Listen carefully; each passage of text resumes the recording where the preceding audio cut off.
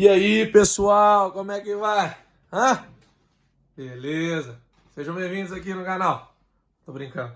Gente, última aula nossa, a aula de modelo atômico curso, terminando com Rutherford e Bohr, pra gente poder finalizar essa introdução aí, tá certo?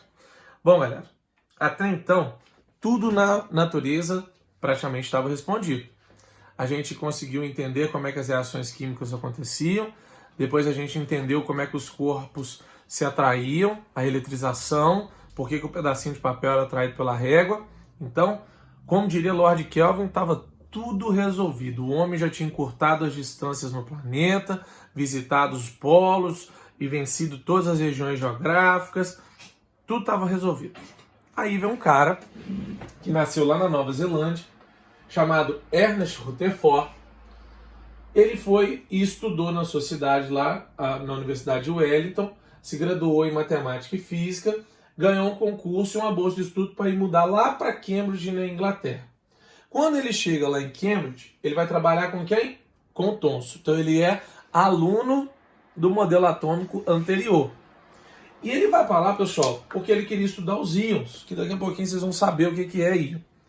Bom, quando o Rutherford avança nos seus estudos, ele faz lá o seu mestrado, doutorado com o Thomson, e ele acaba descobrindo um fenômeno para ser estudado que tinha muito poucas respostas, que é o fenômeno da radioatividade. Rutherford fica interessado por esse fenômeno e ele chama dois alunos, que é o Geiger e o Marsden, para poder ele orientar eles no estudo da radioatividade. E aí o que acontece? A radioatividade, pessoal, era um fenômeno que estava intrigando muitos cientistas nessa época, porque era algo que a matéria emitia, né, em várias direções, e a gente não entendia o que era essa emissão que a matéria fazia. Um cara chamado Becquerel, uma vez pegou uma pedra de uranila e guardou dentro da gaveta. E sobre a mesa onde tinha essa gaveta, ele deixou um papel filme de fotografia. E no dia seguinte ele vê que o papel filme está todo queimado e ele vai ver a pedra que estava emitindo alguma coisa que queimou o papel.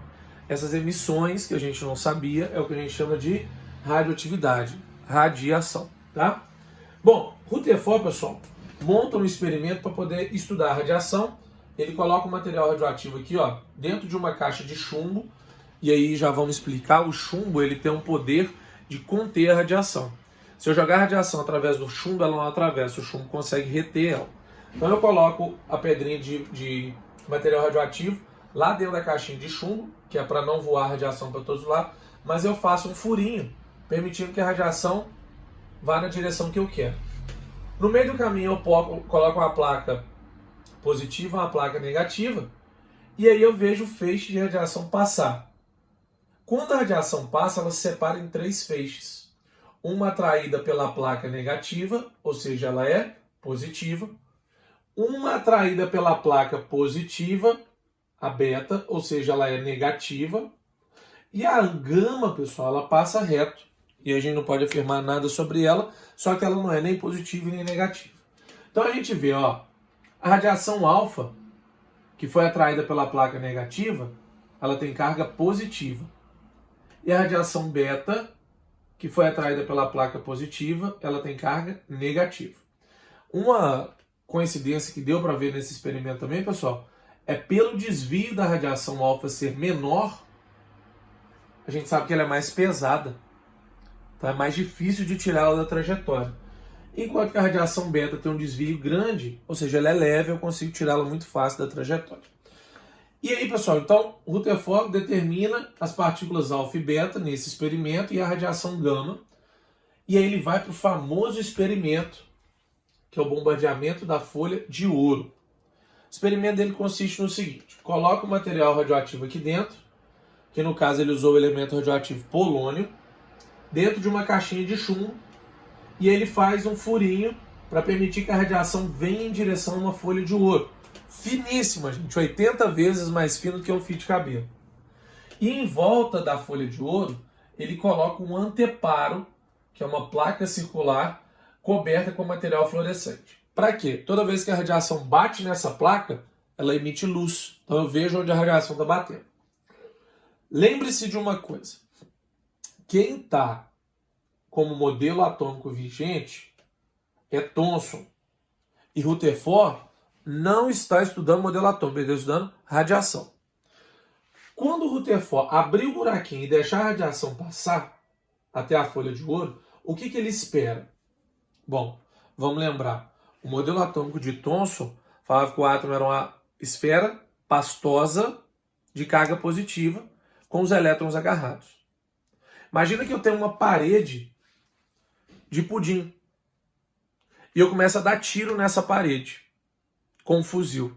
O que acontece com as balas? Elas vão bater na parede e voltar? Ou elas vão atravessar essa parede de pudim?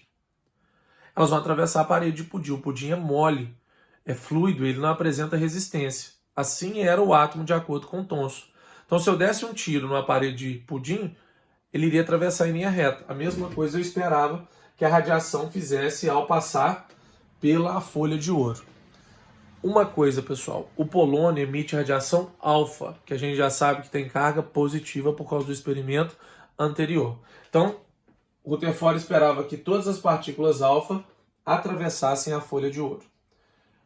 Bom, então como ele viu, de acordo com o modelo de Thomson, toda a radiação, toda a partícula alfa atravessaria o átomo e eu deveria vê-la atrás da folha de ouro. Ó. Caixinha de chumbo, material radioativo, feixe de radiação, folha de ouro. Então eu deveria ver ela atravessando retinho.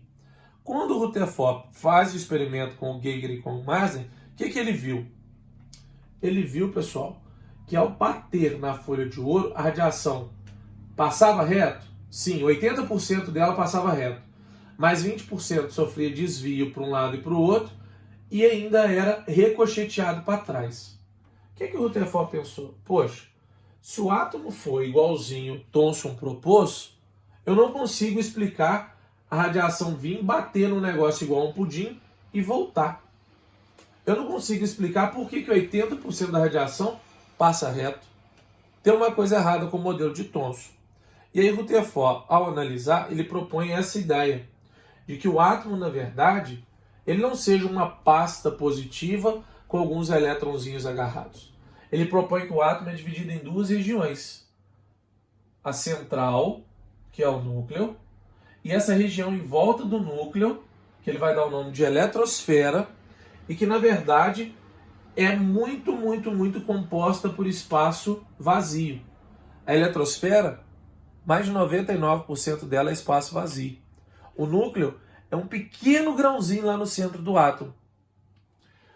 Com isso eu explico que grande parte das partículas passaram reto e colidiram logo aqui atrás porque elas atravessaram o espaço vazio, que é a eletrosfera.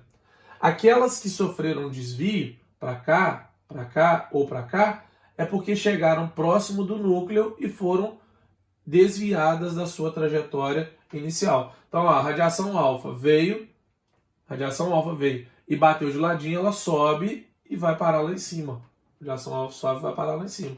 Se ela veio e bateu de frente com o átomo, ela volta. Ela veio e bateu de frente com o átomo, ela volta. Deu para entender, gente? Então ele constrói um modelo em que o átomo é composto por duas regiões. O núcleo, lá no centro do átomo, onde a gente vai ver as cargas positivas localizadas, tem massa, muita massa, então é a parte do átomo que mais tem massa. Praticamente toda a massa do átomo está no núcleo, devido à presença das cargas positivas, que são pesadas.